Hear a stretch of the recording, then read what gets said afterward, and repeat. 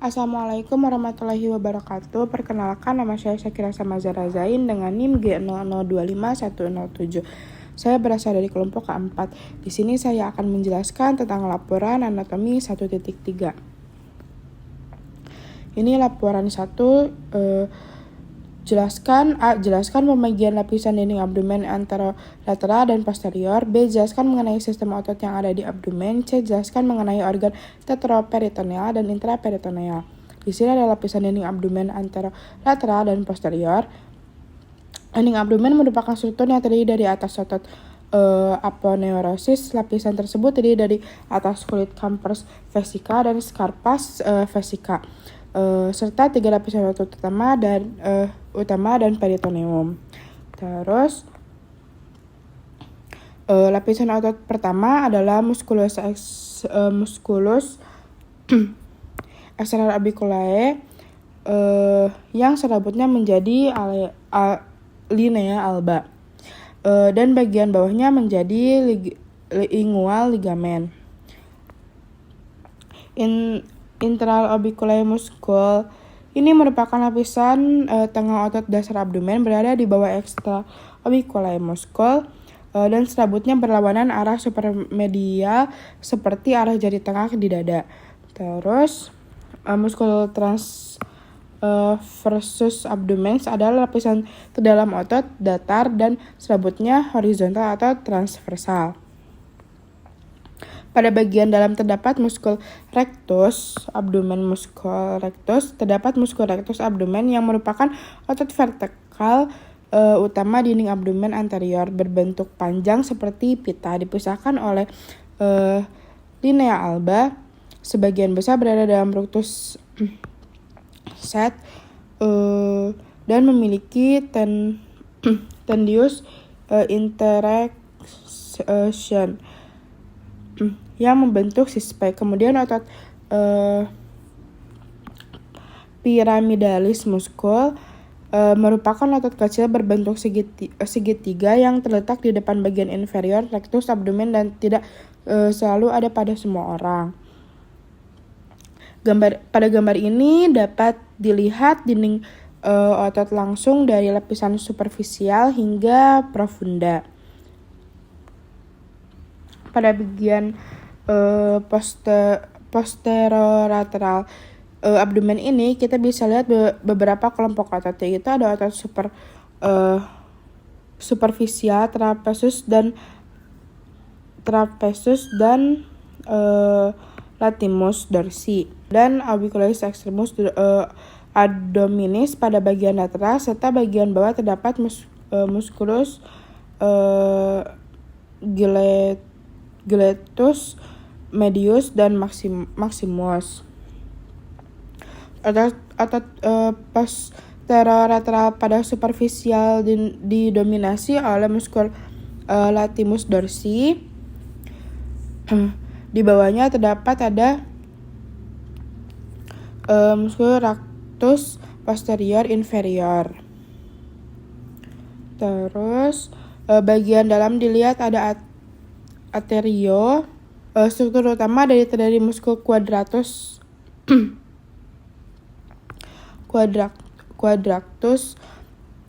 laborum dan muskel psoas minor tendon, terus muskel psoas major, terus dan muscula iliacus. Otot-otot orbicularis internus, orbicularis externus, dan transversus abdominis juga dapat dilihat pada gambar. Terus ada sistem otot abdomen.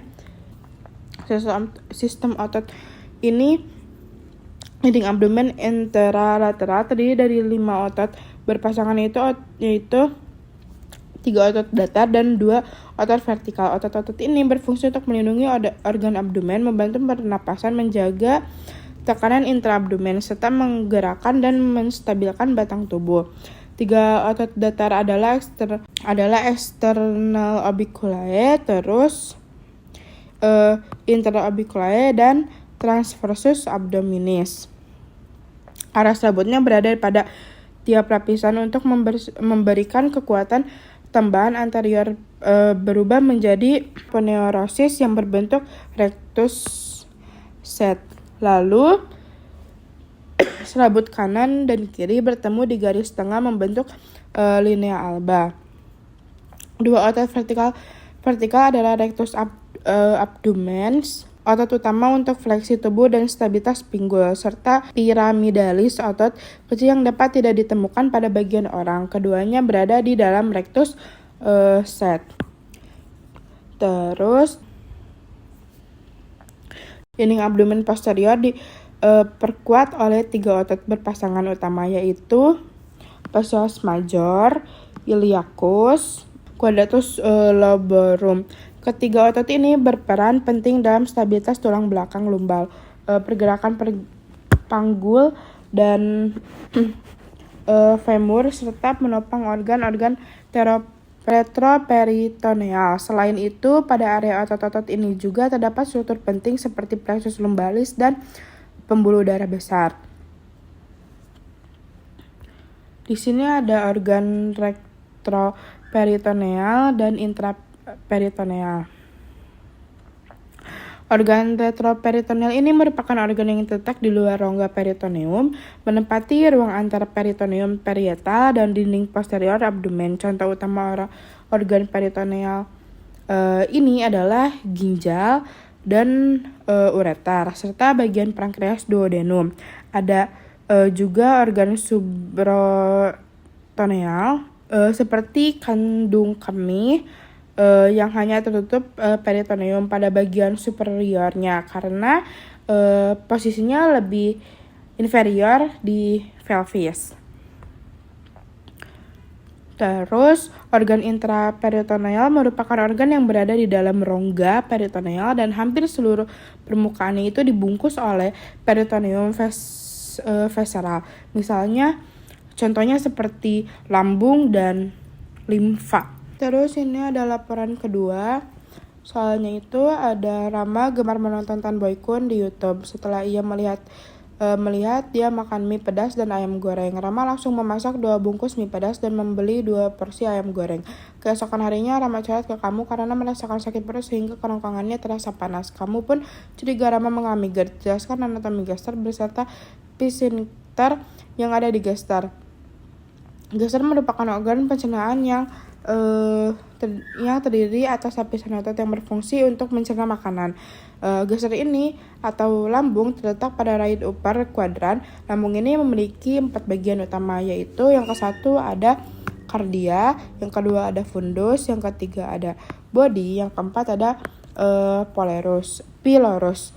Terdapat pula curvaturus 2 kelungkungan utama, yaitu yang ke-1 ada lesser curvatur terletak di sisi kanan, bentuknya batas cekung yang lebih pendek. Yang kedua itu ada greater curvatur, batas kiri lambung yang konveks lebih panjang. Terus permukaan mukosa lambung dilapisi lapisan muskus terus menerus untuk perlindungan dari asam lambung. Terdapat gastric regue berupa lipatan longitudinal, terutama pada serambi pilorik dan sepanjang greater curvatur. Gester memiliki suplai darah yang sangat kaya. Seluruhnya berasal dari kaliak truk dan cabang-cabangnya. Pola utama adalah sebagai berikut. 1 itu ada sepanjang lesser curvatur, lebih 2 arteri yang beranastomosis, left gastric artery, cabang langsung kaliak truk. Kalau right gastric ini biasanya dari hepatic proper artery. Yang kedua, sepanjang greater facture anatomis dari right gastrol. Terus ke omental gastropic artery dari gastroduodenal artery, less gastro omental artery. Terus dari plank artery. Yang ketiga ada fundus dan upper body. Disuplai oleh short gastric arteries dan posterior gastric artery. Keduanya merupakan cabang dari splenic artery. Pola vena memparalelkan arteri tetapi akhirnya menuju portal venous system. Right dan left gastric veins bermula langsung ke hepatic portal vein. Terus short gastric dan left gastric vein, right gastro mental vein ke splenic vein, right gastro mental vein ke superior mesenteric vein. Terus perilog vein ini melintas di atas pylorus ke right gastric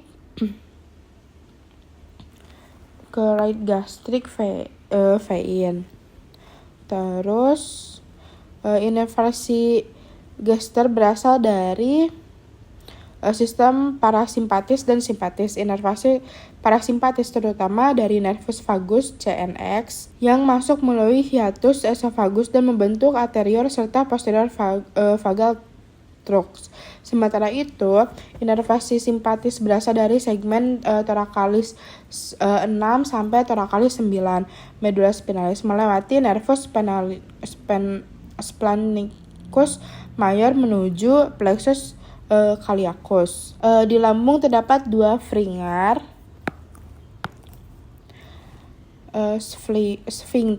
utama yang mengatur aliran makanan masuk ke dan keluar serta mencegah reflux. Yang kesatu itu ada lower esophageal sphincter atau disebut LES. Terus yang kedua ada pyrolic sphincter.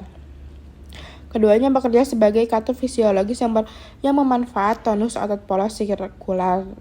Lower esophagus atau disebut LES ini berfungsi mencegah reflux isi lambung kembali ke esophagus.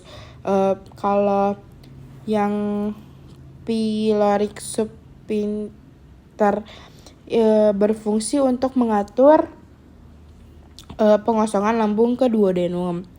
Terus di sini ada laporan ketiga. Nah, ini adalah soalnya jelaskan letak-letak appendix, letak yang paling umum, cara pengukuran beserta nama garis dan titik pengukurannya.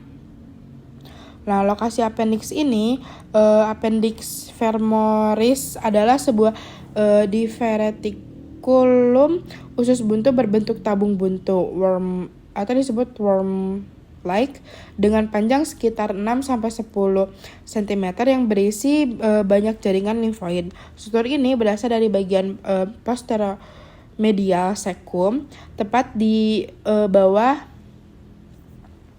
Ini kan cecum, tepat di bawah ileocecal junction. Nah, terus posisi appendix ini bervariasi, namun posisi tersering adalah retrocesal atau di belakang cecum. Variasi posisi inilah yang dapat mempengaruhi presentasi klinis appendix. Variasi lokasi appendix ini, appendix biasanya memiliki variasi dari letaknya. Misalnya yang ke-1 itu ada rectocekal. Rectocekal ini paling sering appendix berasal di belakang cecum. Ini adalah posisi tersering, 60%. Terus yang kedua ada subcekal. Nah, subcekal ini appendix berada di bawah cecum, letaknya lebih inferior dari ostium appendix. Terus yang ketiga ini ada pelvis. Nah, pelvis ini kedua tersering dari appendix menjalur ke arah pelvis atau cavum pelvis minor, dapat menyentuh rektum. Pada appendicitis, nyeri bisa dirasakan suprapubik atau nyeri saat defekasi. Terus Yang keempat ada pre-ileal. Pre-ileal ini berada di depan ileum terminal. Terus yang kelima ada post-ileal. Nah, post-ileal ini berada di belakang ileum terminal. Pengukuran titik pemeriksaan adalah dengan menggunakan garis imajiner dari sisi asis atau siasis. Bisa disebut spina iliaca anterior superior, kanan ke lumbikal yang kemudian dibagi 3 pada 1/3 dari siasis ke umbilikus, disebut titik McBurney. Terus pemeriksaan ini dapat dilakukan selanjutnya adalah Lanz point. Nah, letaknya ini pada garis yang menghubungkan kedua siasis left axis ke right axis, tepat di 1/3 bagian kanan dari garis tersebut. Titik ini berguna ketika posisi appendix tidak rektosekal. Ya, sekian dari saya. Assalamualaikum warahmatullahi wabarakatuh.